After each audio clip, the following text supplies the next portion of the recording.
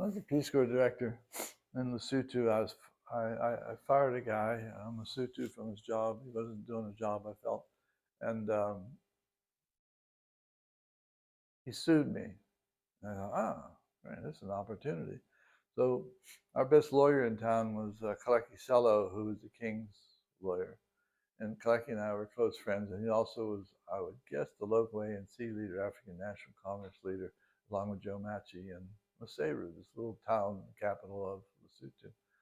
And I wanted, Kaleki to recommend a lawyer for me from South Africa, which because there's always has to be two in a case in British law. I don't know how it works, a barrister and a lawyer. And I told Kaleki, get me one of Mandela's lawyers. I'd like to meet one of them. I'd like to talk to him about that case. I'd like to talk to him about Mandela. I'd like to have some sense of Mandela. Oh, he said, we can do that. I'm going to call Dennis Cooney. And Dennis, as a young lawyer, took on the Mandela case, the famous Rivonia trial, where eventually, Nelson went to jail. And then came up and defended me in court. And he and I and Kaleki, we became very close friends, wonderful friends. I don't know how we settled the case. Probably gave him $300 or I don't know, 3,000. I don't know, but something was settled out of court, and that worked okay. And but within that, I got through Dennis. He would hold suppers for me in Johannesburg for like 5 or 10 of the best of the lawyers who helped the African National Congress, like Arthur Chestelson, whose wife, I think, was a Shakespeare expert or something like that. Anyway, Arthur, eventually became, the head of the Supreme Court under Mandela. Mandela, I think, made him his first Supreme Court justice, and I got to know him reasonably well, as well as Dennis. Dennis would come to Lesotho for trials somewhat regularly, so he and I really struck up a friendship of, call each other all the time and look out for others. If he's coming my way, I was going to Johannesburg. We planned things back in the States when I went back that he would come see me, I'd come back and see him. We were very close.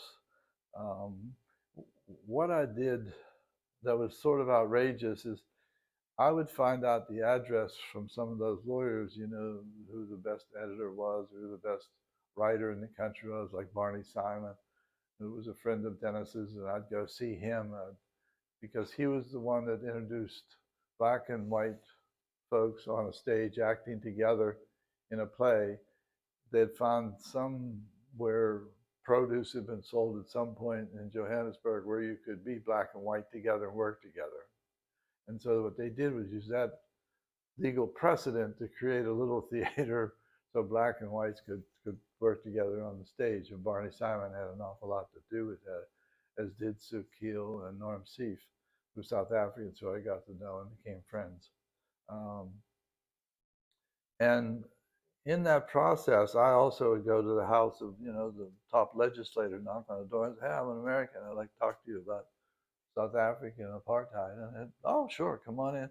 I did it practically everywhere, and it was the greatest thing. And then some of aside from the refugees who would stay at the house once in a while, I would invite people to come up to Lesotho, and they could stay with me because I had this nice big house, and I was learning about Southern Africa, and it was a good way to spend my time and learn, a lot more about what I wanted to learn about. So it became one of the most pleasant things I've ever done in my life. And Dennis and I, he passed away now about 3 years ago. And I wish I had got back before he wanted me to come back. Africa, at that time, I couldn't do it. My health wasn't allowing me to do it. And I really felt bad about that. But he was a great jurist. But he would never join the ANC because he felt as a jurist he should stay independent of any political party, which I admired that position because he'd have been Supreme Court justice if he would have.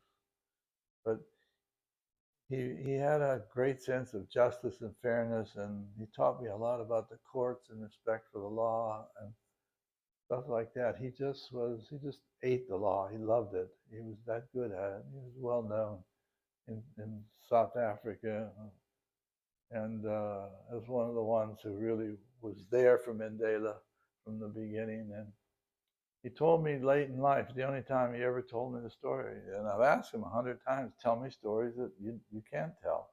And what he did, he moved Stephen Biko across town or from one town to the next on a scary night. Luckily, they weren't caught. But he was one of those people that just was all guts about the law. And it was amazing how there was about 12 of them, if I remember, who were outstanding. George Bezos, Stanley Kintridge, I forget all of them, Ernie Weissel. Um, they were just brilliant jurists and really worked hard for Mandela and to bring in equality and justice back to South Africa. It was pretty amazing. They were a great group of people, and I was proud to have met them. I met Joe Slavo's daughter there. I met Brown Fisher's daughter there. Brown Fisher was the original lawyer of Mandela, who eventually got caught and died in prison, I think. I think he actually died in prison.